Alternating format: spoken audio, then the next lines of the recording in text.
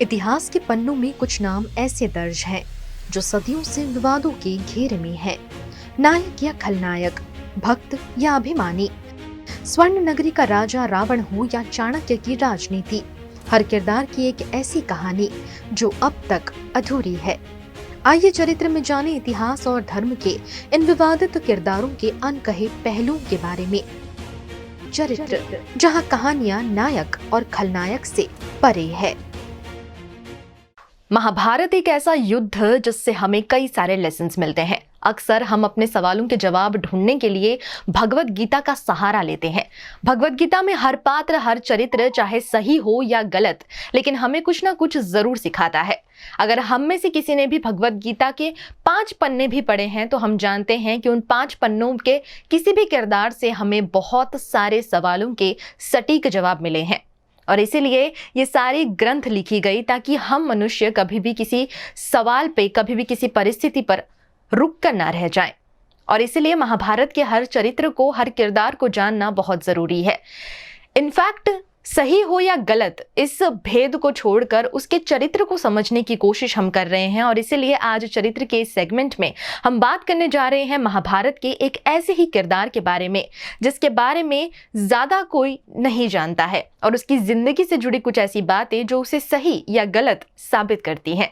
तो चलिए आज उस किरदार के बारे में बात करते हैं।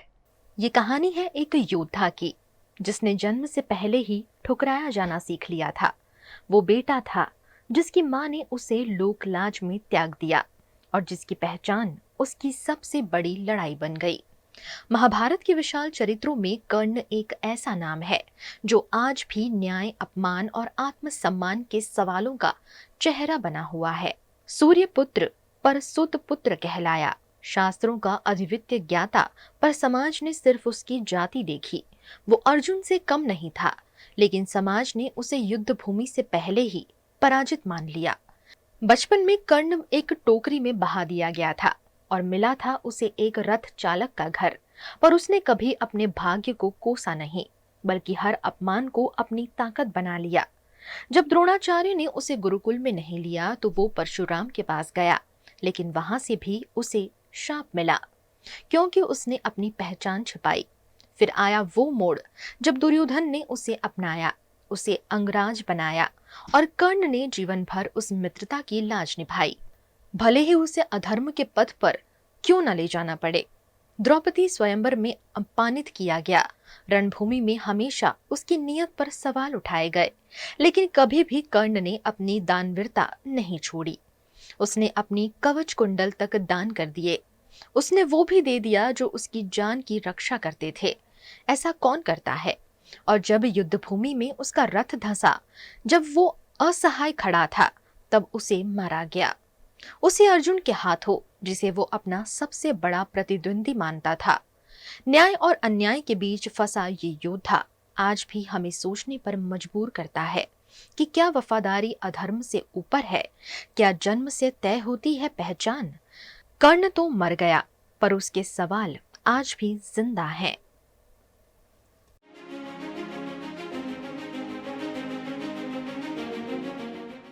महाभारत का एक ऐसा ही किरदार कर्ण का नाम अक्सर हमने सुना है दानवीर कर्ण के नाम पर। जब भी हम किसी पर ज्यादा प्यार दिखाते हैं या कुछ दे देते हैं बस ऐसे ही, तो अक्सर हमें लोग कहते हैं कि तू तो कर्ण है।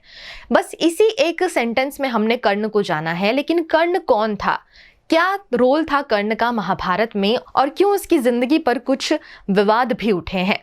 चलिए इन सारे सवालों के जवाब जानने की कोशिश करते हैं आज के इस एपिसोड में। सबसे पहले स्वागत करेंगे हमारे विशेषज्ञ सत्येंद्र सिंह जी का। बहुत बहुत स्वागत है सर आपका। तो अब शुरू करते हैं कर्ण की जिंदगी से जुड़े कुछ सवालों के बारे में। सबसे पहला सवाल, जैसा आपने कर्ण के बारे में अभी अभी जाना, तो सबसे पहला सवाल उठता है कि कर्ण को अपनी पूरी जिंदगी में अपमान क्यों सहना पड़ा? देखिए, कर्ण का पूरा जब जीवन चरित्र हम पढ़ते हैं या फिर देखते हैं, तो कर्ण को हम जब परिभाषित करते हैं तो एक अच्छा आदमी गलत संगत में, ये पूरा जीवन कर्ण को हम परिभाषित कर सकते हैं। कर्ण का जब जन्म हुआ दुर्वासा ऋषि के द्वारा, जब कुंती को यह आशीर्वाद प्राप्त हुआ कि आप कोई भी किसी भी देवता से कोई भी एक वर मांग सकती हैं, तो उन्होंने इस वरदान को टेस्ट करने के लिए भगवान सूर्य का आह्वान किया, डर गई, लेकिन चूंकि भगवान सूर्य आए थे तो कुछ देना था उनको, उन्होंने एक पुत्र दिया। कुंवारी माँ बनना उस समय में बहुत ही कठिन टफ टास्क था लोगों के लिए, सोसाइटी के लिए एक्सेप्ट करना। डरते हुए उन्होंने कर्ण को नदी में प्रवाहित कर दिया। अब यहाँ से कर्ण की जर्नी शुरू होती है। नदी में प्रवाहित किया, वो हस्तिनापुर की तरफ गया, वहाँ जो महाराजा के सारथी थे उनको वो मिले, राधा उनकी माता का नाम, जो उनको पाला राधा थी, वो उनके नाम पे उनका नाम राधेय पड़ा। कर्ण चूंकि सूर्यपुत्र थे तो तेज तो उनमें था ही, तो दूर से ही लोगों को लगता था कि हाँ ये कोई अद्भुत बालक है। अब ये बात धीरे धीरे कर्ण के मन में भी घर कर गई कि मैं तो कुछ एक्स्ट्रा हूँ। देखिए बड़ा सिंपल सी समझिएगा कि जब किसी अंदर क्षमता होती है और वो क्षमता को निकाल नहीं पाता है, और जब लोग उसको कहने लगते हैं कि तुम बहुत अच्छे हो, बहुत अच्छे हो, बहुत अच्छे हो, तो अंदर एक चीज़ घर कर जाती है, हाँ मैं तो सर्वश्रेष्ठ हूँ, मैं तो सर्वश्रेष्ठ हूँ। यही चीज़ कर्ण के जीवन का सबसे पहला गलती थी।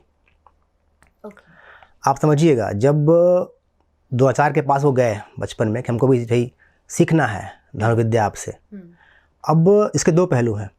द्रोणाचार्य ने उनको मना किया, लोगों को लगा, समाज को लगा, कर्ण को लगा कि तो भेदभाव हो रहा है हमारे साथ, हम भी तो आपसे सीखना ही चाहते थे। दूसरा पहलू देखिए तो द्रोण उस समय हस्तिनापुर के एक एम्प्लॉई थे। जो भी लोग नौकरी जॉब करते हैं उनका बॉस ही सर्वोपरि होता है। उनके बॉस ने उनको मना किया था कि भाई आपकी जो ड्यूटी है वो कुरुओं के राजकुमारों को शिक्षा देना है, न कि बाहर के किसी भी व्यक्ति को। अब यही बात थी, लेकिन ये बात सोसाइटी में कैसी गई कि चूंकि वो अर्जुन को टॉप पे बनाना चाहते थे, इसलिए उन्होंने कर्ण को शिक्षा नहीं दी। अगर उनका बस चलता तो शायद वो शिक्षा देते भी कर्ण को, लेकिन वो एक एग्रीमेंट में बंधे हुए थे। उनको पूरी सैलरी वहाँ से इस काम के लिए मिलती थी ना, तो वो कैसे वो अपने एग्रीमेंट को तोड़ करके कर्ण को शिक्षित कर सकते थे। सेम चीज़ उन्होंने एकलव्य के साथ भी किया। वो भी एग्रीमेंट में बंधे हुए थे। एकलव्य आए, बोले हमको चाहिए शिक्षा, उन्होंने मना कर दिया। तो इन चीज़ों को समझने की बात है कि जब हम किसी के साथ एग्रीमेंट में बंधे पड़े हैं तो हम उस एग्रीमेंट को तोड़ नहीं सकते हैं। बिल्कुल। अब इसको हम भावनाओं से जोड़ेंगे तो हमेशा वहाँ पे क्लेश उत्पन्न होगा, हमेशा वहाँ पे दो बातें उत्पन्न होंगी, हमने गलत किया, सही किया। लेकिन आप उस चीज़ को ऐसे मत देखिए, ऐसे देखिए कि गुरु द्रोण एक एग्रीमेंट में थे, इसलिए उन्होंने कर्ण को मना किया। ठीक है, वहाँ लोग ये सोचते हैं कि कर्ण की इंसल्ट हुई, बेइज्जती हुई। जब हम आगे चलते हैं, कर्ण पहुँच जाते हैं जहाँ पे महाभारत काल का वो सीन याद करिए, जहाँ पे जब शिक्षा सारे कुरु राजकुमारों की पूरी हो जाती है तो वो अपने कौशल का परिचय देते हैं एक समझिए तरह से स्टेडियम में। कर्ण वहाँ पहुँच जाते हैं, क्या कि भाई हमको भी युद्ध करना है, हमको भी अपनी जो आपने नहीं सिखाया, लेकिन मैं आपसे न सीखते हुए भी मैं एक महान धनुर्धर बन गया हूँ और मुझे अर्जुन से युद्ध करना है आमने सामने। अब देखिएगा भाई, वो उसकी एक व्यवस्था है। किसी भी काल में आप चले जाइए, शासन की एक व्यवस्था होती है, एक रूल्स होता है शासन का। ऐसा नहीं है कि हम अगर ओलंपिक खेल रहे हैं तो अगर कोई पहलवान ओलंपिक में जीत गया, गोल्ड मेडल जीत गया, मैं बाहर से बोलूं कि अरे यार मैं तो उससे युद्ध करा दो, मैं उसको हरा दूंगा। हो भी सकता है, लेकिन ये संभव नहीं है।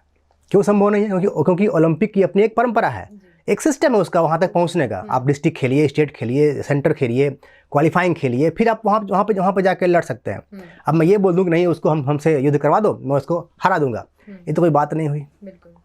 सेम चीज़ कर्ण ने किया। पहली बात तो कर्ण पांडव में सबसे बड़े थे, उन्होंने अपने से छोटे को चैलेंज किया वहाँ पे आकर के। दूसरा कि सिस्टम के विरुद्ध वो चले गए। वो उस स्टेडियम के बाहर कहीं अर्जुन मिलते, उनको ललकारते, बात समझ में आती। कर्ण हमेशा अपने आप को साबित करने के लिए हमेशा ललायित रहे। पूरे जीवन भर वो एक मौका ढूंढते रहे कि हमको मौका मिले अपने आप को साबित करने के लिए। इसी चक्कर में उनका अपमान हुआ, इसी चक्कर में वो गलत संगत में पड़ गए। तो ये तमाम चीज़ें कर्ण के साथ जुड़ी हुई हैं। अब इसको हम दो पहलू से देखते हैं, या तो इसको हम एडमिनिस्ट्रेटिव चीज़ों को लेके देखें कि भाई वो चीज़ गलत था जो कर्ण डिमांड कर रहे थे, या हम कर्ण को अपमान के तरफ से देखें। तो ये चीज़ों को समझने की आवश्यकता है लोगों को। जी। लेकिन इसमें जो मतलब एक होता है ना कि हम में स्किल्स है लेकिन हमें वो प्रूफ करने का मौका नहीं मिल रहा है, ऐसा आज के ज़माने में भी कई बार देखा जाता है। तो इसे हम किस नज़रिए से देखेंगे कि क्योंकि कर्ण को वो मौका नहीं मिल पाया, तो उस पर हम क्या कहेंगे? देखिए, मौका हमको चाहिए तो हम मौका को छीनेंगे नहीं किसी से। हाँ। एक सिस्टम में आएंगे। जी। कर्ण को मौका बहुत बार मिला था। कर्ण को जब पांडव वनवास में थे तो कर्ण कुरुओं की तरफ से विश्व विजय पे निकले थे। उन्होंने बहुत सारे राजाओं को हराया, अपनी काबिलियत को सिद्ध किया, लेकिन वो विश्व विजय से ज़्यादा उनका जो निकलने का जो उद्देश्य था, विश्व विजय से ज़्यादा अपनी महत्वाकांक्षाओं को सिद्ध करना था। इसलिए उस विश्व विजय का बहुत कम उल्लेख मिलता है महाभारत काल में। देखिए, हम काम करते हैं, हमारा उद्देश्य क्या है, काम मोटो क्या है काम के प्रति, बहुत इंपॉर्टेंट रहता है। हम अच्छे से अच्छा काम कर लें बट हमारा उद्देश्य खराब होना, तो उस काम को कभी कभी प्रसिद्धि नहीं मिल सकती। वो सफल नहीं वो सफल हो, अगर सफल हो भी जाए ना तो उसकी प्रसिद्धि नहीं मिलती है उस काम की। सेम चीज़ कर्ण के साथ हुआ। उन्होंने बहुत अच्छे अच्छे काम किए, लेकिन उनका मोटो, उनका जो विचार था वो कहीं ना कहीं गलत था, इसलिए उनको उतनी प्रसिद्धि नहीं मिली। कर्ण को प्रसिद्धि है, कोई उसमें कोई डाउट नहीं है। उनको दानवीर कहा जाता है, उनको बहुत ही पावरफुल धनुर्धर कहा जाता है, बट गलत ट्रैक पे थे वो। गलत ट्रैक पे थे। गलत ट्रैक पे चल के आप कभी अच्छी प्रसिद्धि नहीं प्राप्त कर सकते। बिल्कुल। तो आगे की जो उनकी इच्छा थी एक अच्छा धनुर्धर बनने की, तो वो शिक्षा फिर आगे कैसे बढ़ी, कैसे उन्होंने अपने आप को आगे बढ़ाया, कहाँ से उन्हें शिक्षा मिली? देखिए, जब गुरु द्रोण ने उनको मना किया कि हम आपको शिक्षित नहीं कर सकते, तो वो गुस्सा भी हुए, क्रोधित भी हुए। वो लगे पता करने कि इनसे अच्छा कौन है भाई, इनके गुरु कौन है। लोगों ने बताया कि परशुराम जी इनके भी गुरु हैं। परशुराम जी के पास चले गए। वहाँ उन्होंने सुना कि तो सिर्फ ब्राह्मणों को ही शिक्षा देते हैं। अब कर्ण तो कुंती के पुत्र, क्षत्रिय, सूर्यपुत्र क्षत्रिय थे वो। अब उन्होंने क्या किया, क्योंकि कर्ण को ये नहीं मालूम था कि वो क्षत्रिय हैं उस समय तक, तो शायद ही पता होगा, फिर नहीं पता था उनको। वो चले गए। उन्होंने बोला भाई मैं क्षत्रिय नहीं हूँ, बाकी मैं क्या हूँ, सूत पुत्र हूँ, मेरी पहचान यही है। बताया, उन्होंने शिक्षा देना शुरू कर दिया और एक बहुत ही शक्तिशाली उनको धनुर्धर योद्धा बनाया परशुराम जी ने। तो एक बार की कहानी आती है महाभारत में कि परशुराम जी रेस्ट कर रहे थे कर्ण के जंघे पे सर रख करके। एक भिक्षु आया और परशुराम जी को के पास गया तो कर्ण ने उसको पकड़ लिया। कर्ण को उसने तमाम डंक मारे तो रक्त जो है निकला कर्ण के पास हाथों से या जंघे से। तो वो रक्त जब परशुराम जी को टच किया तो परशुराम जी की नींद खुल गई। परशुराम जी उठे, बोले अरे यार तुम तो मतलब इतना रक्त बह रहा है, तुम चुपचाप बैठे हो, तुम्हें दर्द सहन कर लिया तुमने। परशुराम जी को डाउट हुआ। उन्होंने कहा ना, कोई भी ब्राह्मण इतना दर्द सहन नहीं कर सकता, ये गॉड गिफ्टेड है। तुम हो न हो, तुम राजपूत हो, तुम क्षत्रिय हो।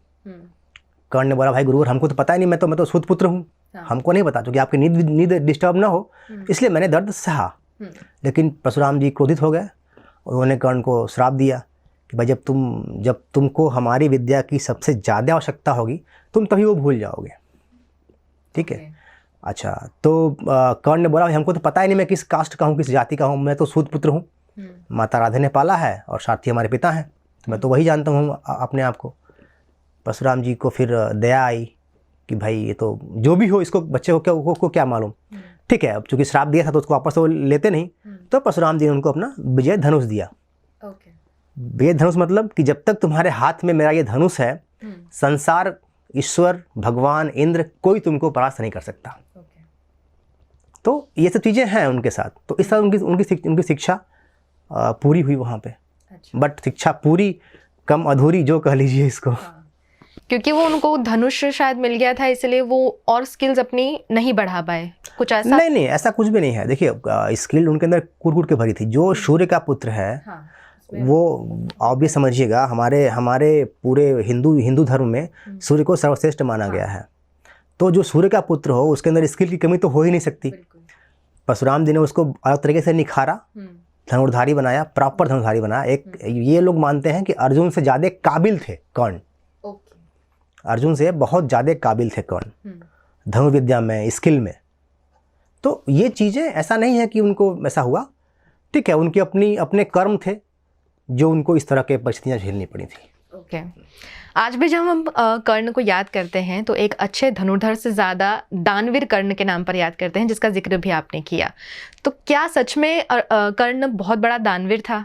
ये जो छवि जुड़ी है इसके पीछे क्या कहानी है? कर्ण अपने समय का सबसे बड़ा दानवीर था। कर्ण, आप एक बात समझिएगा, सबसे बड़ा दान क्या होता है? सबसे बड़ा दान होता है अपने प्राणों की दान देना। कर्ण ने वो दे दिया इंद्र को। जब इंद्र भेष बना के आए थे ब्राह्मण का कि अब हम तो, चूंकि युद्ध होने वाला था, तो अर्जुन सामने उनको टिक ही नहीं पाते कर्ण के। सबको मालूम था कि कर्ण जन्म से ही कवच कुंडलधारी हैं और उनके हाथ में विजय धनुष है, तो संसार का कोई भी, परलोक पाताल लोक, संसार का कोई भी उनको हरा नहीं सकता। तो रास्ता क्या निकाले ये लोग कि चलो उनका कवच कुंडल मांग लेते हैं दान में। और कर्ण का एक नियम था कि जब भी कर्ण सूर्योदय के पश्चात नहा के पूजा करते थे, उसमें कोई कुछ भी मांग दे वो दे देते थे, दान कर देते थे। उसी समय इंद्र जी आए उनको मांगने ब्राह्मण भेष में कि भाई हमको तुम्हारा कवच कुंडल चाहिए था। अब कर्ण को भी पता था कि अगर मैंने कवच कुंडल दान कर दिया तो मेरी मृत्यु निश्चित है। अब ये जानते हुए भी कोई व्यक्ति अगर अपना कवच कुंडल उनको दान कर दे, मतलब क्या हुआ? वो अपने मृत्यु को दान, अपने जीवन को दान कर रहा है। तो इससे बड़ा दान क्या? एक और प्रसंग आता है कि जब कर्ण घायल पड़े हुए थे, मरने के कगार पे थे युद्धभूमि में, तो अर्जुन ने बोला कृष्ण से, माधव ये आप हमेशा कर्ण की तारीफ करते रहते हैं, बोलते हैं बहुत बड़ा दानवीर है। क्या दानवीर है कर्ण है, बताइए? कोई दानवीर नहीं, आप फालतू उसकी तारीफ करते रहते हैं। तो वो रुको पार्थ, मैं भी आपको प्रूफ कर देता हूँ। ब्राह्मण भेष बनाया उन्होंने और गए, बोले कि अरे आप तो इस अवस्था में पड़े हुए हैं, मैं तो इसलिए आया था कि मेरी पुत्री की शादी है तो कुछ आपसे धन वगैरह हमको मिल जाता, लेकिन आप तो खुद ही असहाय पड़े हुए, आप हमको क्या दान देंगे? कटाक्ष बोला उन्होंने। तो कर्ण ने बोला कि हे मुनिवर, आप ऐसा मत बोलिए, अगर मैं असहाय हूँ फिर भी मेरे पास अगर कुछ भी होगा तो मैं आपको जरूर दान दूंगा। कर्ण को याद आया उनके 2 दांत सोने के थे। उन्होंने पत्थर लिया और अपने दांतों को तोड़ करके उन्होंने उस भगवान श्री कृष्ण को, जो ब्राह्मण वेश में थे, उनको उन्होंने दे दिया। आप समझिएगा, ये सब कहानियां रोंगटे खड़ी कर देते हैं कि इतना भी कोई दानी हो सकता है क्या? कि जो मरने के कगार पे हो, उसको क्या फर्क पड़ने वाला था? अब नहीं देता तो भी क्या। लेकिन यही एक चीज़ थी कर्ण के पास जो उसको मरने तक नहीं दे रही थी। यमराज आए थे उसके इतना उसने दान से पुण्य कमाया था कि उसके प्राणों को वो ले नहीं पा रहे थे, कैप्चर नहीं कर पा रहे थे, इतना पुण्य था। तो भगवान कृष्ण के पास गए कि प्रभु ये तो यहीं पड़े रहेंगे, हम तो इनके आत्मा को ले नहीं पा रहे हैं, इतना पुण्य है इनके पास, हम कैसे ले सकते हैं? इनको अभयदान दे दो आप। तो बोले तो संभव ही नहीं है। फिर भगवान कृष्ण कर्ण के पास गए, उन्होंने कर्ण को बताया कि भाई तुम ऐसे ही कराते रह जाओगे, तुम्हारी मृत्यु होगी ही नहीं, तुमको मोक्ष मिलेगा ही नहीं, क्योंकि यमराज भी तुम्हारे प्राणों को लेने से डर रहे हैं, क्योंकि इतना तुमने पुण्य किए हैं, पुण्य किया है। तो बोले कि अब क्या करें प्रभु बताइए? तो बोले काम करो, तुम सारा पुण्य हमको समर्पित कर दो, दान कर दो, पुण्य का दान कर दो, मुझे कर दो पुण्य का दान, तब जाकर के तुमको मोक्ष की प्राप्ति होगी, तब जाके यमराज तुमको वहाँ से लेके जा पाएंगे। तो कर्ण ने अपने सारे पुण्य को भगवान श्री कृष्ण को दान कर दिया, तब जाकर के यमराज जो है उसके प्राणों को ले पाए, पकड़ पाए और स्वर्ग लोक लेके जा पाए। तो इस तरह का दानी एक बार क्या हुआ कि बारिश का मौसम था, तो ईश्वर ने सोचा चलो कर्ण की परीक्षा ली जाए और पांडवों की भी परीक्षा लिया जाए कि कौन सबसे ज़्यादा दानी कौन है दोनों लोगों में, पांडव या कर्ण। भगवान वेश बदल के पांडवों के पास गए, तो बोले युधिष्ठिर से कि भाई हमको चंदन की लकड़ी चाहिए और सूखी लकड़ी चाहिए चंदन की, हमको हवन करना है। ब्राह्मण वेश में थे ही भगवान। अब युधिष्ठिर बोले यार प्रभु ये तो गजब आपने बोल दिया, इतनी बारिश के मौसम में अभी सूखी लकड़ी कहाँ से मिलेगी भाई, चंदन की लकड़ी कहाँ से मिलेगी? तो उन्हें हमको चाहिए। तो बोले भाई ये तो नहीं हो सकता इस समय, आप थोड़ा रुकिए, आप घर मेरे महल में विश्राम करिए, प्रॉपर रहिए, खाइए पीजिए, कोई दिक्कत नहीं आएगी आपको। बारिश बंद होती है तो हम भेज के किसी को, भीम को, अर्जुन को, हम जो लकड़ी की व्यवस्था करवा देंगे आपके लिए चंदन की। बोले नहीं हमको अभी चाहिए। तो बोले अभी तो सर नहीं हो पाएगा संभव। बोले ठीक है भाई। वहाँ से जो है भगवान चले गए कर्ण के पास ब्राह्मण भेष में। सेम चीज़ उन्होंने कर्ण से बोली कि भाई हमको चंदन की लकड़ी चाहिए हवन वगैरह के लिए। अब कर्ण ने बिना कुछ सोचे समझे, उसको मालूम था कि जो हमारे महल की दीव चौखट बनी हुई है वो चंदन की लकड़ी की बनी हुई है, उसने महल को गिरवा दिया। बोला प्रभु ये चंदन की लकड़ी आप ले जाओ और अपना हवन को पूरा करो। तो ये सब चीज़ें कर्ण को बहुत ही महान बनाती हैं दान के परिप्रेक्ष्य में अगर हम देखा जाए तो। कुंती को एक प्रसंग आता है जब कुंती गई उनसे, जब महाभारत का युद्ध शुरू होने वाला था तो कुंती गई उनके पास कि भाई तुम हमारे पुत्र हो, तुम मेरे साथ आ जाओ वगैरह वगैरह सब लेकर के।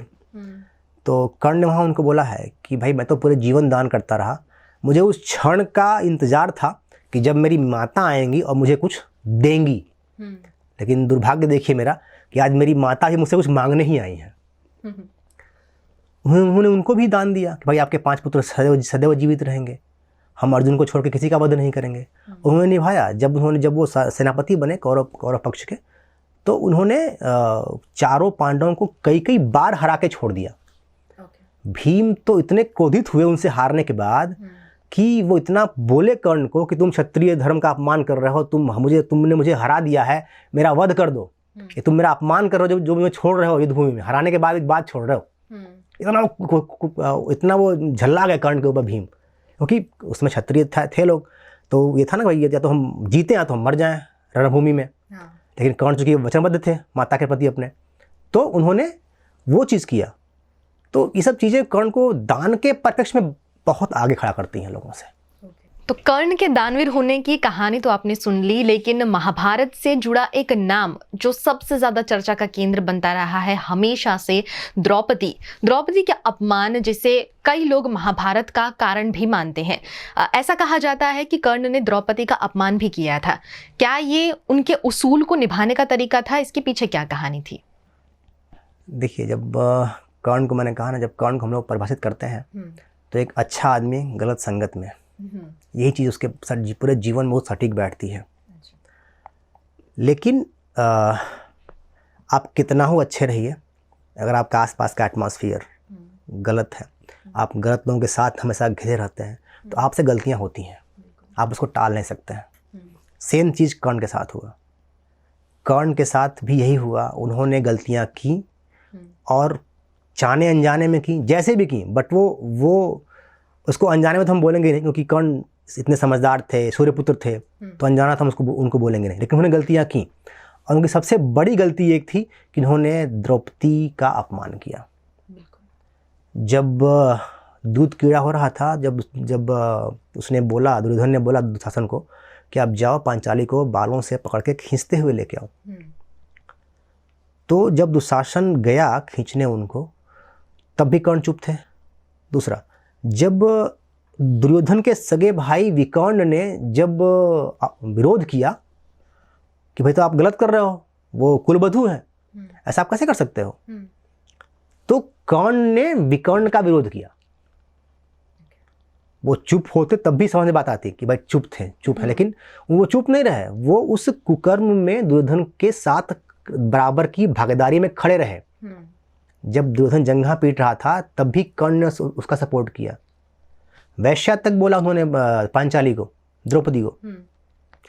जब वस्त्र हरण हो रहा था तो सामने बैठे थे कर्ण, उन्होंने उकसाया।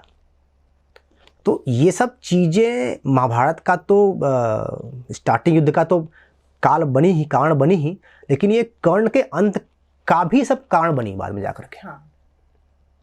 तो बिल्कुल ये कर्ण की गलतियां थी जिनको कहीं से भी जस्टिफाई नहीं किया जा सकता। मतलब अक्सर ये होता है कि हम कितने भी अच्छे काम करें, लेकिन कुछ ऐसी चीज़ें जो हम अपने सेंस में करते हैं, जिसे गलतियां नहीं माना जा सकता, जिसे या तो पाप माना जा सकता है या तो धोखा माना जा सकता है। ऐसा ही कुछ कर्ण ने भी कर दिया जो उनके अंत का कारण भी बना। अब इसमें ये सवाल भी आता है कि अगर कर्ण पांडवों का साथ देता तो क्या महाभारत का इतिहास बदल सकता था? देखिए, ये क्या होता हाइपोथेटिकल क्वेश्चन है, लेकिन ये भी सत्य था कि कर्ण कभी भी पांडवों का साथ नहीं देता। कर्ण की पूरी जिंदगी ही पांडव विरोध पर टिकी हुई थी। हाँ, वो पर्पस ही उनका वो था। पांडव विरोध नहीं, सिर्फ अर्जुन था, अर्जुन विरोध। अब वो चीज़ उनके मन में कूट कूट कर भर दी गई थी वो शकुनी के द्वारा, दुर्योधन के द्वारा और तमाम उनके जो आसपास के लोग थे उनके द्वारा कि भाई तुम्हारा सबसे बड़ा शत्रु दुनिया में कोई है, विश्व में कोई है तो वो है अर्जुन, और तुम अर्जुन से बहुत अधिक पावरफुल हो, शक्तिशाली हो।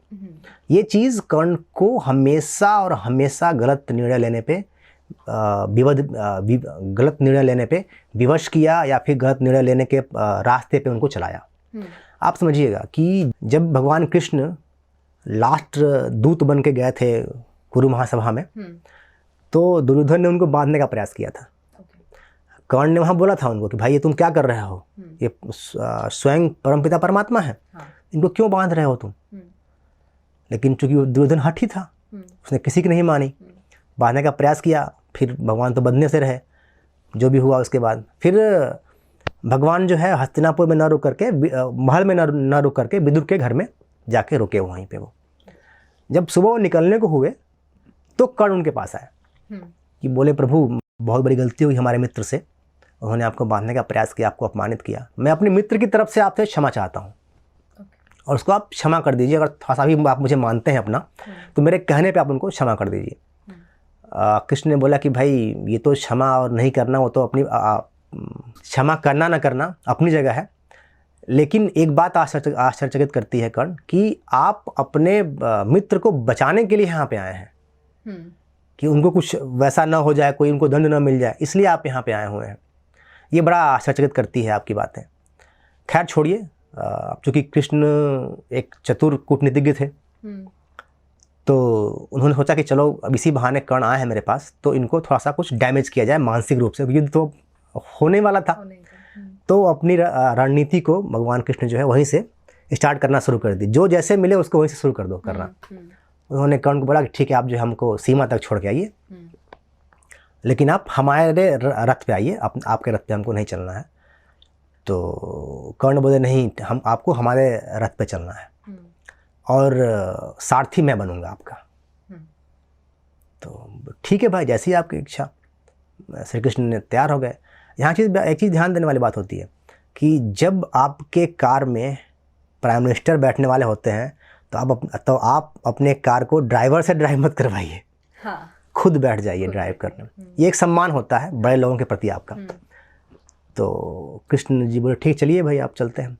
अब वहाँ पे क्या किया कृष्ण ने, कर्ण के ऊपर जो है उसको मानसिक रूप से तोड़ने के लिए वो तमाम चीज़ें बतानी शुरू कर दी कि तुम जो है कुंती के पुत्र हो, तुम्हारे सब भाई हैं पांडव वगैरह वगैरह सब उनको, ताकि भाई कर्ण जब युद्ध में जाए बाण चलाए तो कहीं न कहीं उसके मन में वो रहे कि हाँ यार सामने वाला मेरा भाई है। तो थोड़ा उसका हाथ कांपे।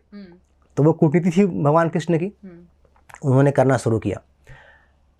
लेकिन उन्होंने ऑफ़र दिया कि अगर आप आ जाते हैं हमारे साथ तो पूरा पांडव क्या पूरा विश्व आपको सम्मानित करेगा। भीम तो आपके चरणों को धोएगा, आपको चप्पलें पहनाएगा, जूते पहनाएगा भीम।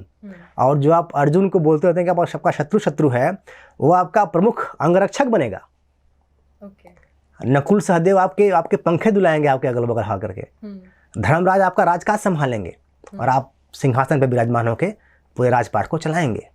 अब सोचिए, स्वयं त्रिभुवनपति ऐसा ऑफर दे रहे हैं कर्ण को, लेकिन कर्ण ने एक सेकंड भी देर नहीं की। बोले प्रभु बहुत देर हो गई है और आप मुझे ये बात बता रहे हैं, ये बात आपको भी पता है कि मुझे पहले से पता है। तो मैं अभी अपने मित्र को छोड़ नहीं सकता, ये बात बहुत देर हो गई। अब मुझे त्रिभुवनपति क्यों ना बना दो मुझे आज इस समय फिलहाल, तो भी मैं अपने मित्र का साथ नहीं छोड़ सकता। दो कारण हैं, एक तो उसने हमको जब कोई मेरे साथ नहीं खड़ा था तब वो खड़ा था मेरे साथ, और आज मेरी पहचान उससे है। और जितने मेरे कुकर्म हैं, जितने मैंने गलतियां किया है ना, उसकी सजा तो मुझे भुगतनी है। मैं जानता हूं कि युद्ध में पांडव ही विजयी होंगे क्योंकि आप उनके साथ हैं। ये जानते हुए भी मैं आपके साथ नहीं आ सकता, क्योंकि अगर मैं आ गया तो मेरी इन सारी बुराइयों का हिसाब नहीं हो पाएगा। तो ये कर्ण का एक चारित्रिक बल था। आजकल के मित्रों को देखिए, लोग साथ नहीं देते हैं ना, लेकिन कर्ण को देखिए आप वहीं पे, सब कुछ जानते हुए भी कि हाँ हमारी हार होने वाली है, हम बर्बाद हो जाए, हम मरने वाले हैं, फिर भी उसने दुर्योधन का साथ नहीं छोड़ा। और कर्ण का चरित्र तो यहाँ भी देखने को मिलता है। अर्जुन का एक और बहुत ही शक्तिशाली दुश्मन था, मतलब शक्तिशाली तो उसको नहीं बोल सकते, एक दुश्मन था सर्प, अश्वमेघ नाम था उसका। तो उसकी माता को अर्जुन ने मारा था,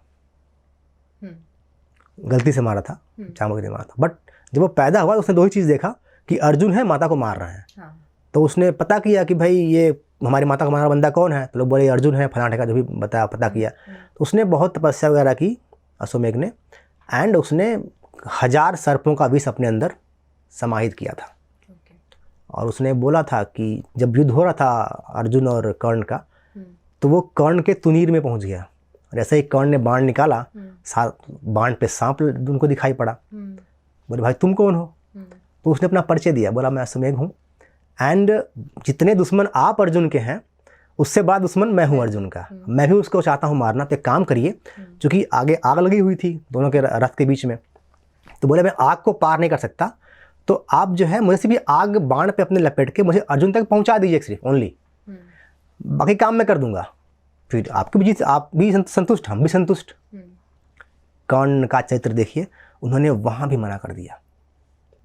आप रश्मि रथी पढ़ेंगे तो बहुत अच्छा वर्णन उसका दिया गया है।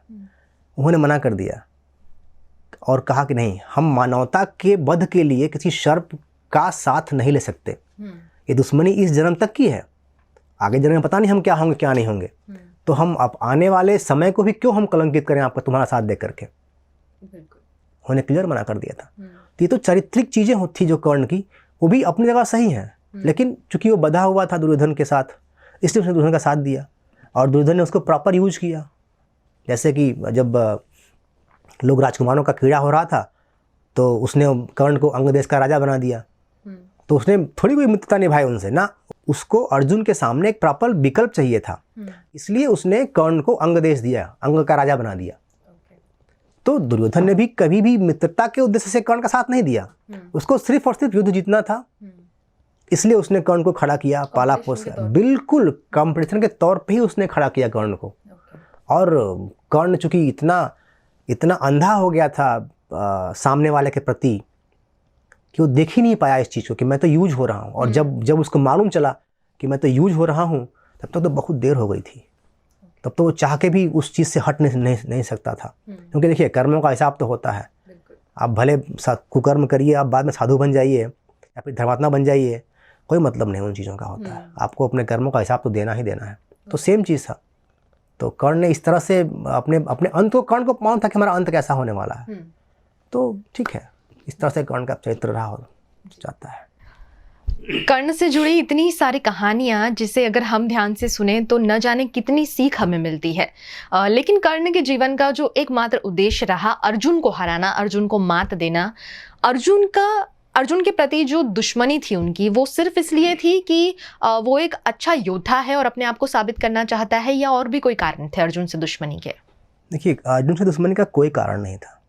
कर्ण को ये लगता था कि इतना बड़ा धनुर्धारी मैं, और हाइप क्रिएट हो रही है अर्जुन की।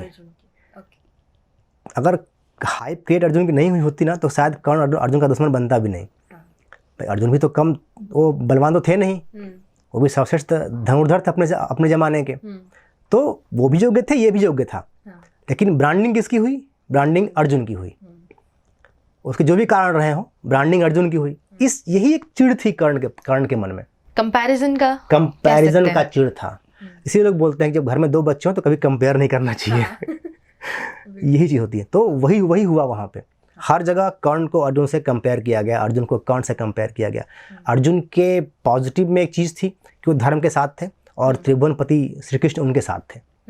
कर्ण के साइड में एक निगेटिव बात ये थी कि वो अधर्म के साथ था और दुर्योधन, शकुनी जैसे लोग उसके साथ खड़े हुए थे। तो ये चीज़ें कर्ण को अति महत्वाकांक्षा बना गई कि भाई मेरी ब्रांडिंग कब होगी। देखिए, ब्रांडिंग का खेल इसी समय में नहीं है, उस समय में भी था, हर काल में था। तो ये चीज़ कर्ण को बहुत चुभती थी कि मेरी ब्रांडिंग कब। और वो इसीलिए हर क्षण वो ढूंढता था मौका। युद्ध को टालने की बात कभी कर्ण ने की ही नहीं। कर्ण चाहते थे कि युद्ध हो और मैं अपने आप को साबित करूं कि मैं अर्जुन से शक्तिशाली हूं, बलवान हूं। ये बात उसने श्री कृष्ण से भी बोली कि भाई हमको मौका कब मिलेगा। आप धर्म की बात करते हैं, लेकिन हमको मौका कब मिलेगा। उन्होंने बोला कि भाई तुमको मौका क्यों चाहिए। तो उन्होंने बोला कि अपने आप को प्रूफ करने के लिए, अपने आप को साबित करने के लिए हमको मौका चाहिए। कृष्ण ने समझाया कि जिस योद्धा के वध के लिए उसको निहत्था होने की शर्त हो, उसको अपनी प्रामाणिकता सिद्ध करने की आवश्यकता क्या है? वो तो प्री प्रामाणिक है कि भाई तुमसे बड़ा धनुर्धर कोई है ही नहीं है। उसको कृष्ण ने समझाने का बहुत प्रयास किया कि तुम ये दीनता छोड़ दो, क्योंकि तुम्हारे हाथ में विजय धनुष है। तुमको जब तभी कोई मार सकता है जब तुम्हारे हाथ में धनुष ना हो। तो तुम तो प्री प्रमाणित योद्धा हो, तुमको जरूरत ही नहीं है प्रूफ करने की मैं भगवान हूँ। जरूरत नहीं है प्रूफ करने की मैं भगवान, मैं भगवान हूँ तो हूँ। मैंने माना है, लोगों ने माना है, तो सेम चीज़ तुम्हारे साथ है। तुमको लोग मानते हैं कि तुम धनुर्धारी हो, तुम्हारे बारे में ये चीज़ें प्रूफ है कि तुम अगर जब तक तुम निहत्थे नहीं होगे तुम्हारा वध संभव नहीं है। तुम तो ऐसे तुम महान बलशाली हो। लेकिन वही होता ना कि ब्रांडिंग, तो उसी वजह से ही बस कोई ऐसा कुछ कोई पर्सनली द्वेष नहीं था उन लोगों का कि हाँ ऐसा है वैसा है, कुछ नहीं था। जैसा मैंने शुरुआत में कहा कि महाभारत एक युद्ध जो शायद नहीं होना चाहिए था, लेकिन क्योंकि इस युद्ध से जुड़ी कई कथाएं, कितनी कहानियां, कितने किरदार जो हमें कई सारे लेसन्स देती हैं।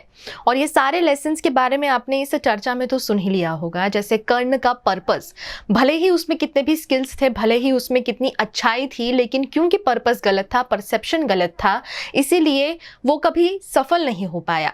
अब आखिर में जानना चाहेंगे कि अर्जुन और कर्ण जो आमने सामने दो भाई थे, दो अच्छे धनुर्धर थे, लेकिन इन दोनों में किसने जीता इस युद्ध को और कर्ण की मृत्यु कैसे हुई थी? देखिए, ये युद्ध कौन जीता ये तो कहना बहुत मुश्किल है। क्योंकि हर युद्ध के हर पड़ाव पे कर्ण भारी था अर्जुन से।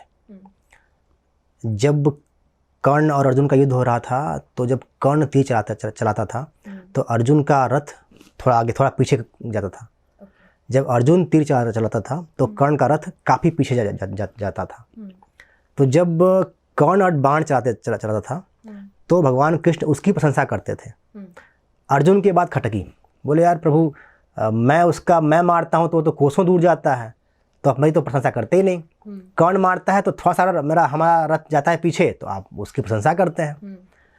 अब अर्जुन को अहंकार था तो कृष्ण ने उनका अहंकार तोड़ा। बोला भाई तुम्हारे रथ पे स्वयं त्रिभुवनपति विराजमान, तुम्हारे ध्वज पे स्वयं हनुमान जी विराजमान, तुम्हारे रथ के पहिए को धरती माता ने पकड़ रखा है, इसके बावजूद अगर कर्ण के वार से तुम्हारा रथ थोड़ा सा ही पीछे होता है तो ये कर्ण की बहादुरी है।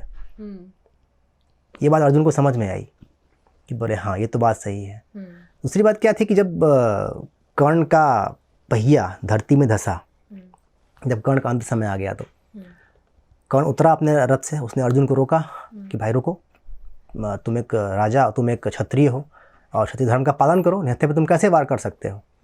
तो उन्होंने मैं रथ का पहिया निकाल लूँ एक बार, फिर मैं रथ पे आ जाऊँ, फिर हम युद्ध करते हैं। अर्जुन रुक गए। तो कृष्ण ने बोला भाई क्यों रुके हो, मारो उसको।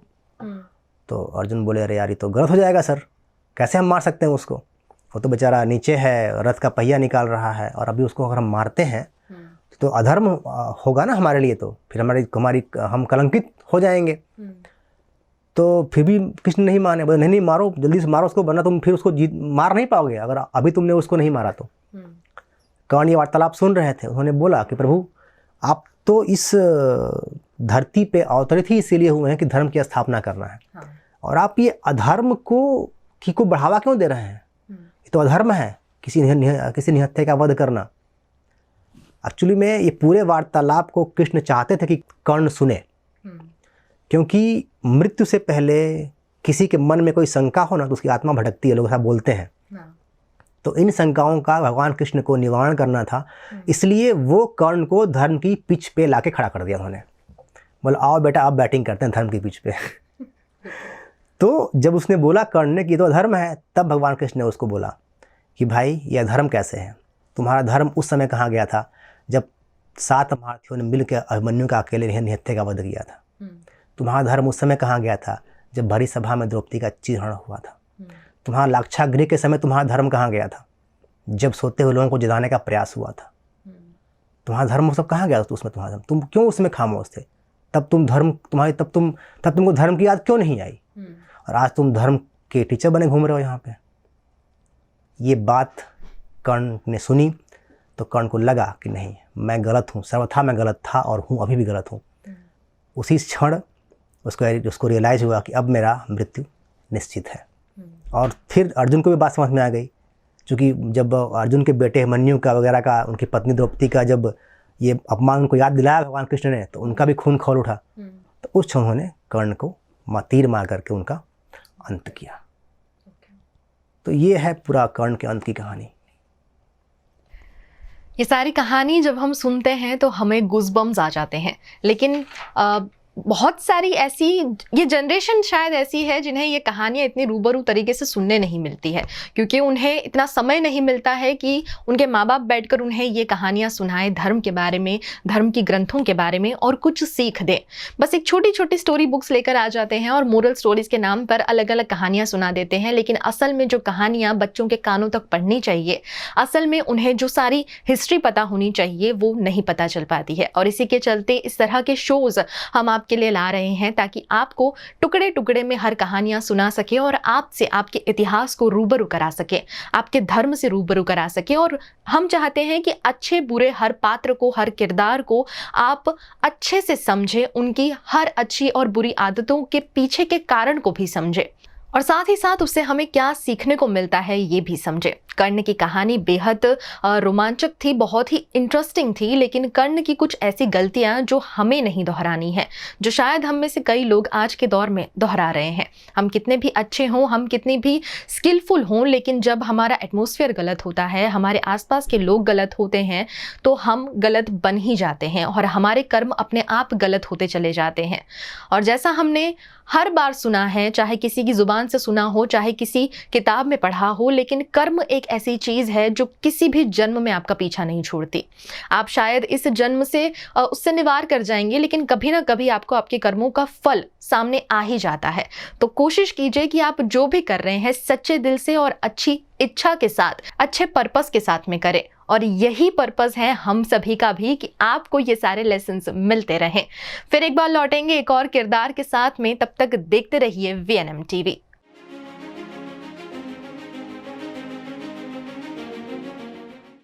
VNM Foundation, transforming lives, empowering communities. Inspired by the late Shri A.D. Vyasa's life journey, the VNM Foundation was established in 2018, dedicating and making a positive and enduring impact on lives of individual and community.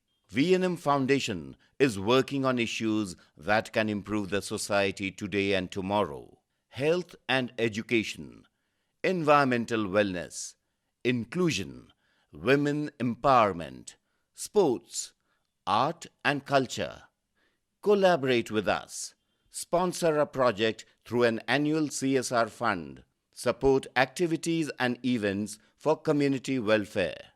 Elevate your brand through annual association with VNM Foundation. Volunteer your time and skill.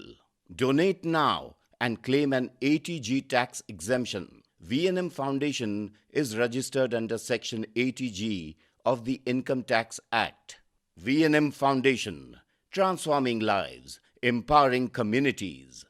For more details, contact 918738 72606 or 919879 572606.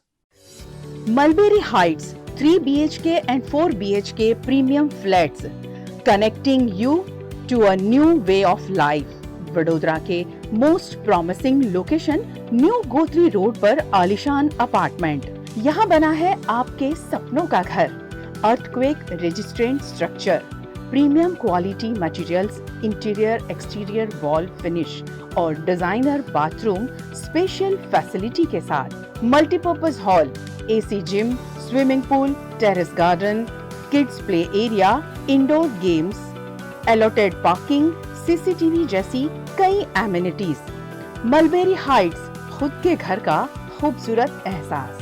Mulberry heights, opposite Darshanam club life, new Gotri, Vadodara. Contact 9712932205।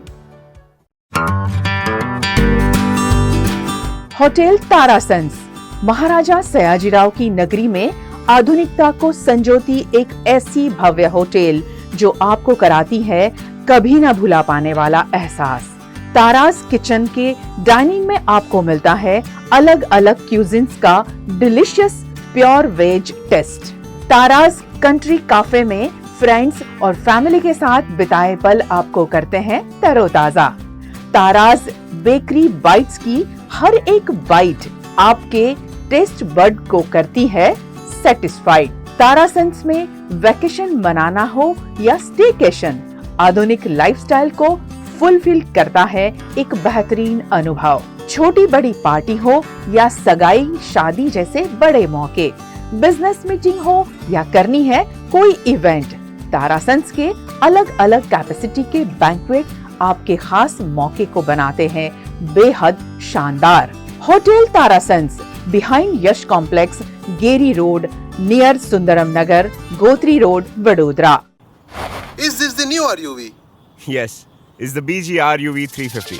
First time in India. With 16-inch alloy wheels, a hyperdrive motor for tough roads, and all-metal sturdy body, BG Electric presents India's first RUV. –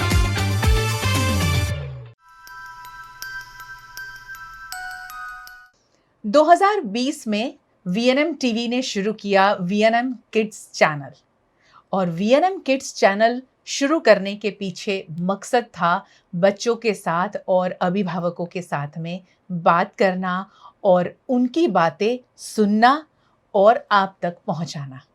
अब 5 साल बाद अब VNM kids channel को एक नया नाम दे रहे हैं।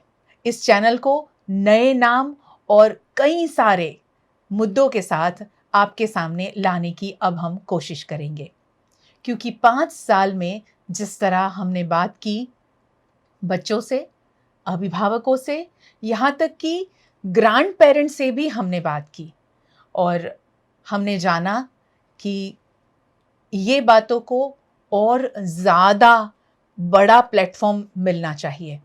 और जब हम बच्चों से बात करते हैं, बड़ों से बात करते हैं, तो कहीं ना कहीं एजुकेशन के साथ साथ हमने जो मुद्दे कवर किए उसके साथ साथ रिश्ते भी उतने ही अभी इम्पॉर्टेंट हो गए हैं सिखाने के लिए और उस पर बात करने के लिए। रिश्तों पर बात कम होती है, रिश्ते अब कहीं ना कहीं बदलते जा रहे हैं, रिश्तों की परिभाषा बदल रही है और उसे कहा जा रहा है कि हम नई दुनिया की ओर आगे बढ़ रहे हैं, नए आयाम की ओर आगे बढ़ रहे हैं।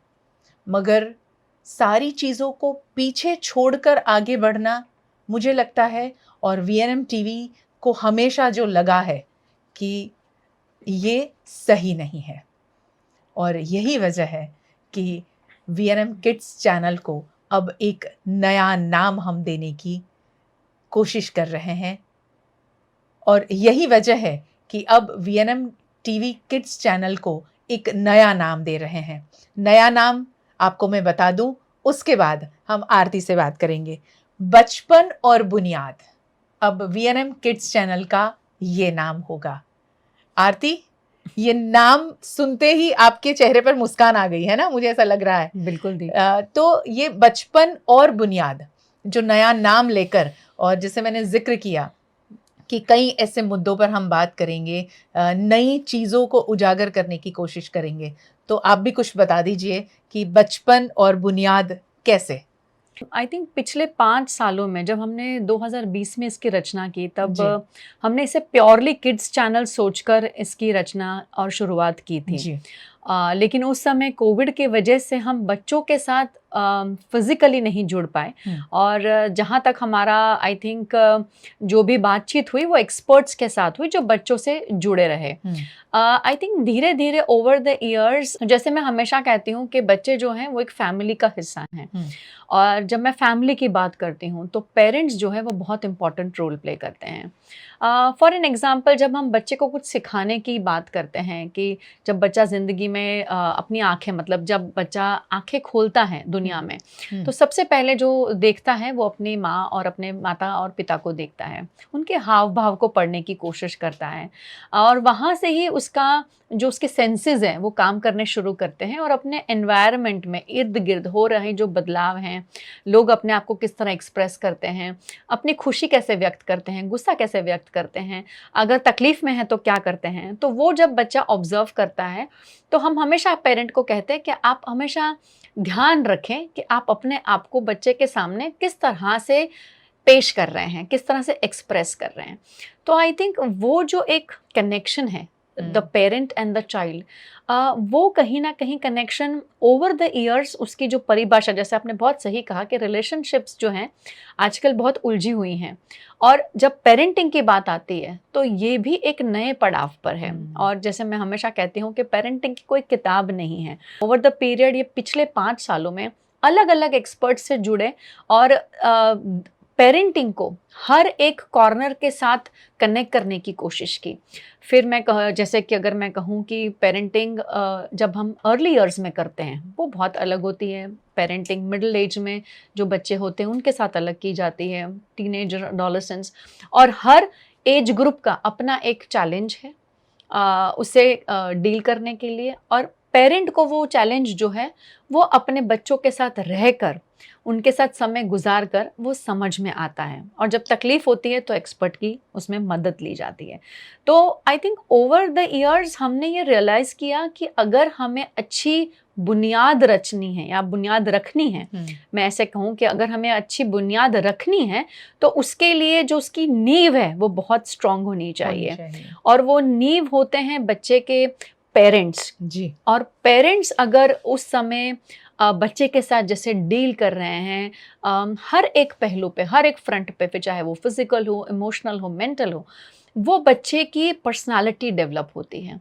और जब मैं कहती हूँ कि हम इस माध्यम से हमेशा कोशिश करते हैं कि ऐसी बातचीत करें जिससे हमारी आने वाली जनरेशन जो है वो और ज़्यादा मजबूत और ज़्यादा पॉजिटिव और बहुत ही काइंड और ग्रेटफुल हो। ऐसी जनरेशन की जब हम रचना चाहते हैं तो आई थिंक उसमें पेरेंटिंग जो है वो सबसे बड़ा इम्पॉर्टेंट रोल प्ले करती है। तो या डेफिनेटली बुनियाद जब हम बात करते हैं, और बचपन, मतलब बचपन तो हम कहीं जाने नहीं देंगे क्योंकि किड्स चैनल जो है बच्चे हैं, लेकिन अभी तक हमने बहुत रिस्ट्रिक्टिव होके चीज़ों को परखने की कोशिश की, मैं ऐसा कहूँगी। बट छुआ हमने एग्जैक्टली, मगर उसमें हम एक शेल में थे। करेक्ट, कि हम इतना इस पर ही बात करनी है। अब ऐसा नहीं रहेगा, राइट, अब बिल्कुल ऐसा नहीं रहेगा क्योंकि हमने उसका नाम जो है अब बदला है। और हम चाहते हैं कि हम ये जो हम बातचीत करते हैं, खुले आसमान में सांस लेना और ज़्यादा चीज़ों को कवर करना और ज़्यादा लोगों को इन्वॉल्व करना, ये हमारी कोशिश रहेगी अब इस नए चैप्टर में जी। और नए चैप्टर में जो बात आपने अभी जिक्र किया कि जब माता पिता को बच्चा देखता है, उनके व्यवहार को जब वो देखता है, फिर उसी का रिफ्लेक्शन उसमें दिखता है, वो वैसा ही व्यवहार करता है, वैसे ही बोलता है। अगर वो बाहर जाता है तो घर में जिस मुद्दे पर वो सुनता है वैसा ही वो कहीं ना कहीं बाहर अपनी बातों को एक्सप्रेस करता है, अपने शब्द भी वो पकड़ता है। बिल्कुल। यहाँ पर एक एग्जाम्पल देना चाहूँगी आरती जी, जो मैं शुरू में ही कहना चाहती थी। एक अभिभावक को बात करते हुए बच्चा जब सुनता है और कहते हैं पापा कि ये हमारे जो वॉचमैन हैं उनको जरा भी समझ नहीं है, जरा भी सूझबूझ नहीं है, मैं जब भी उनको कोई बात समझाता हूँ उनको समझ नहीं आती है, मुझे लगता है कि उनको अब निकलवा ही दूंगा। अब ये बात अपने पिताजी की बेटे ने सुनी है। बेटा जब स्कूल से आता है और वो वॉचमैन चाचा जो हैं वो शायद गेट खोलने में लेट हो जाते हैं या कुछ भी दिक्कत होती है, तो वो बच्चा जो घर में सुना था उसका रिफ्लेक्शन जो वहाँ दिखता है, वो वॉचमैन, इतना छोटा सा बच्चा वॉचमैन चाचा जी को नमस्ते करना, गुड मॉर्निंग करना, वो सब तो दूर की बात है, वो बच्चा वॉचमैन चाचा को ये कहता है कि आपको समझ नहीं आता, मैं आ गया हूँ, देखो मेरे पापा को कह के निकलवा दूंगा। करेक्ट। ये बच्चे व्यवहार अपने ही पेरेंट्स से ये सीखते हैं। तो जब बचपन और बुनियाद ये नाम हमने VNM किड्स चैनल का रखा है, तो डेफिनेटली इसमें ऐसे ही मुद्दों को हम उजागर करने की कोशिश करेंगे, समाज के उन पहलुओं को छूने की कोशिश करेंगे जो मैं ये नहीं कहूँगी कि अनछुए हैं, राइट, मगर थोड़ा सा सेंसिटिविटी जगाने की बहुत ज़्यादा ज़रूरत है। यूँ कहें कि लोगों में एक भागदौड़ की ज़िंदगी में कहीं लोग सारी चीज़ें पीछे छोड़ रहे हैं, राइट, ये सोचकर कि ठीक है ना यार, क्या फ़र्क पड़ता है, मगर नहीं, फ़र्क पड़ता है, बहुत फर्क पड़ता है, बहुत फ़र्क पड़ता है। सीधा सिंपल एक उदाहरण दूंगी मैं कि अगर आप किसी रिक्शा से उतरते हैं और जो रिक्शा वाले भैया हैं उनको आप ऐसा कहते हैं कि थैंक यू, और अगर आपके पास में चेंज नहीं है, कुछ 10 रुपए 15 रुपए आप छोड़ देते हैं और साथ में ये कहते हैं कि आपके घर में कोई बुज़ुर्ग है या बच्चा है तो उनके लिए कुछ लेकर जाइएगा। मुझे लगता है कि हम समाज में छोटी छोटी बातें करेंगे तो बिल्कुल। बहुत इम्पैक्टफुल चीज़ें हम डिलीवर कर पाएंगे। राइट, तो ऐसे जो मुद्दे हैं आरती, उसको कैसे यहाँ आप ये बचपन और बुनियाद में कैसे सिलेक्ट करोगे, कैसे एक्सपर्ट को बुलाओगे और किस तरह से ऐसे मुद्दों को उठाओगे? आपने बहुत अच्छे से एक्सप्लेन किया, जो एग्जाम्पल आपने दिया जी।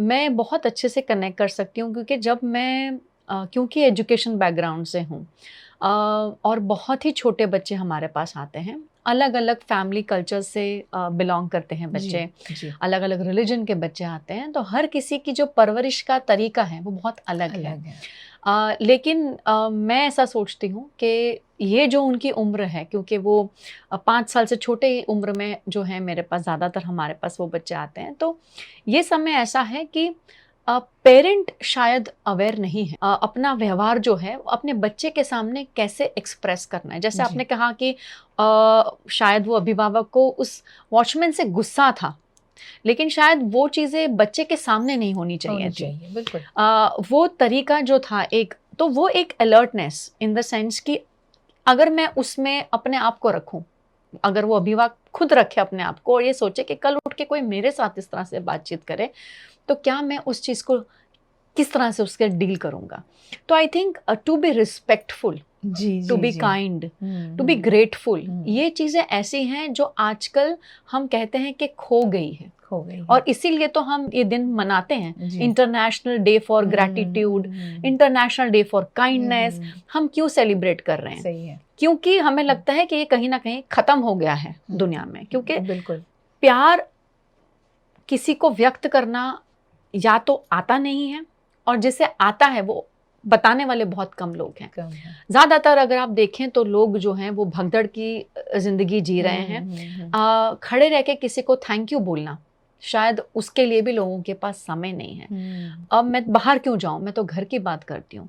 अगर घर में जब कोई माँ सुबह उठती है जो एक होम मेकर है, और बहुत आसानी से कह दिया जाता है कि आप घर में करते ही क्या हो, जी, घर पे तो हो, जी, जी। बट घर पे रहना, सुबह अलार्म की घंटी से उठ जाना, बच्चों के लिए चीज़ें सब रेडी रखना, उसका यूनिफॉर्म, उसका टिफ़िन, उसको तैयार करना, ये सब चीज़ें जो हैं वो माँ कर रही है। एंडलेस वर्क है वहाँ। एंडलेस है, बिल्कुल। लेकिन क्या हम दिन में एक बार भी माँ को उसके लिए थैंक यू बोलते हैं? क्यों नहीं बोलते? क्योंकि हमें लगता है तो हमारी ही है ना, और ये तो उसका काम है, वो तो करेगी। चलो थैंक यू नहीं बोलो तो एटलीस्ट उसने आपको टिफिन में जो भर के दिया था, आप जहाँ भी है, स्कूल में है या काम पर हैं, जहाँ पर भी है, वहाँ से एक फ़ोन कर दें बिल्कुल, कि आज क्या टेस्टी सब्जी बनी थी, राइट, है ना। चलो फ़ोन नहीं कर सकते तो घर जब जाएं तब ये कह दें कि आज तो दोपहर में खाने में मज़ा ही आ गया था, है ना। तो ये भी एक थैंक यू वाला ही बहुत इम्पॉर्टेंट है, बहुत attitude है। इम्पॉर्टेंट है। और आई फील कि जब पेरेंट्स ये चीज़ों का ध्यान रखते हैं, बच्चे ऑटोमेटिक करते हैं। करते हैं। अगर आप as a parent, family tradition आपका ऐसा है कि उठने के साथ बच्चों को गुड मॉर्निंग विश करना, एक हग करना, ऑफिस जाने के समय बाय बोलना, हग करना, बच्चा वो देखता है और वो चीज़ बच्चा खुद अपने आप दूसरे ही दिन से वो चीज़ें करनी शुरू कर देता है। ऐसा हो सकता है कि किसी दिन आप भूल गए और बच्चे ने आपको याद दिलाया है कि मम्मा पापा मेरा हग बाकी है। तो वो आई थिंक ये जो चीज़ें हैं, इसलिए हम रिलेशनशिप्स की बात करते हैं। तो हम ये चाहते हैं क्योंकि हम एक फैमिली हैं, हम VNM हमेशा ये कहता है कि ये परिवार है और इसमें जब भी लोग जुड़ते हैं वो परिवार का हिस्सा बन जाते हैं। और आई थिंक हमारी VNM परिवार की जो कम्युनिटी है वो बढ़ती जा रही है। तो हम ये सोचकर बहुत ही अलर्ट रहकर उस फ्रंट पर खड़े होकर एक पेरेंट किस तरह से रोज़ाना अपनी रोल्स के साथ जूझ रहा है, बच्चों को बड़े करने में हर पेरेंट यही चाहता है कि मैं अपने बच्चों को बेस्ट परवरिश दूं। बिल्कुल। लेकिन शायद वो बेस्ट के चक्कर में हमें पता नहीं है कि बेस्ट क्या है, वर्स्ट क्या है। कई बार ऐसे भी हो जाता है। तो वो जो है एक जो जर्नी है, जो एक सपोर्ट है, वो जो है हमारा ये बचपन और बुनियाद जो चैनल है वो आगे लेकर जाने की पूरी कोशिश करेगा और लंबे पर्सपेक्टिव आई थिंक और लॉन्ग टर्म में ज़्यादा पर्सपेक्टिव्स पे, डिफरेंट पर्सपेक्टिव से बात करेगा। हमने अभी तक बच्चों को, पेरेंट्स को, टीचर्स को, स्कूल प्रिंसिपल्स को, ग्रैंड पेरेंट्स को, फादर्स को, मदर्स को, सबको जोड़ने की कोशिश की है। इवन स्पेशल चिल्ड्रन, स्पेशल बच्चे, उनके पेरेंट्स और इवन उनके स्कूल प्रिंसिपल्स। लेकिन हम इसे अब और इन डेप्थ लाएंगे, इसमें और ज़्यादा बातचीत करने की कोशिश करेंगे और ज़्यादा लोग जहां हमें दिखता है कि जो टॉपिक्स पे हमें और बात करनी चाहिए, क्योंकि हम स्ट्रॉन्ग फाउंडेशन, बुनियाद की बात कर रहे हैं। बिल्कुल, और बिल्कुल। इसमें हमें बहुत हेल्प चाहिएगी हमारी ऑडियंस की भी। हाँ, और आरती यहाँ एक और बात का जिक्र मैं ज़रूर करना चाहूँगी कि VNM TV के फाउंडर मिस्टर नफीस खान सर जी, उनको आपने इस किड्स चैनल पे नहीं देखा है। अक्सर आरती कहती हैं कि नफीस सर कभी हम इस चैनल पर नहीं आए हैं, तो वो भी यहाँ एक शो लेकर आएंगे।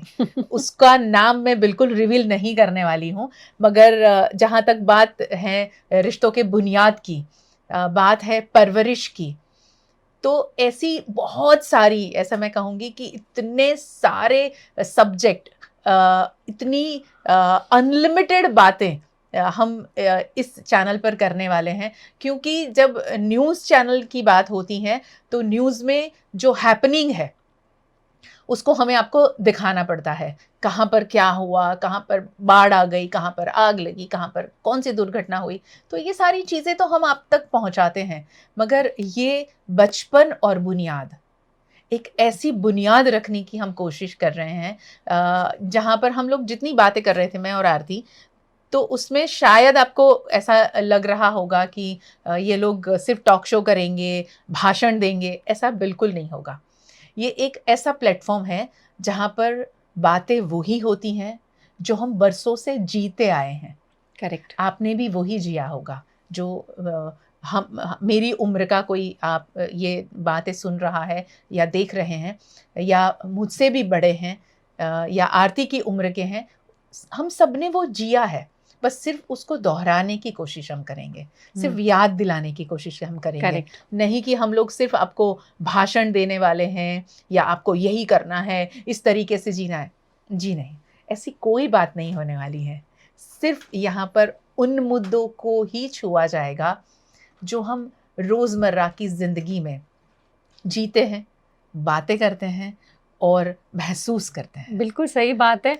और हम बिल्कुल ये नहीं कहेंगे कि हम वापस आपको 20 साल पुरानी दुनिया में ले जाने वाले हैं। हम बकायदा जो मॉडर्न टेक्निक से या उसी के साथ जो मॉडर्नाइजेशन है, जो हमारे आजकल के बच्चे जिस जनरेशन में जी रहे हैं, जिस तरह की चीज़ें वो देखते हैं, उनको बकायदा ध्यान में रखते हुए, वो प्लेटफॉर्म को भी ध्यान में रखते हुए हम आगे जो भी सेशंस करेंगे हम उसी रिलेटेड करेंगे। तो बिल्कुल डरिए मत, घबराइए मत कि शायद हम आपको पीछे ले जा रहे हैं। जेनजी वाले डरेंगे नहीं, है ना। जेनजी को डरने की जरूरत नहीं है, जेनजी के पेरेंट्स को डरने की भी जरूरत नहीं है कि उनको हम लोग कुछ ऐसी डांट फटकार करने वाले हैं। ऐसा कुछ भी नहीं है।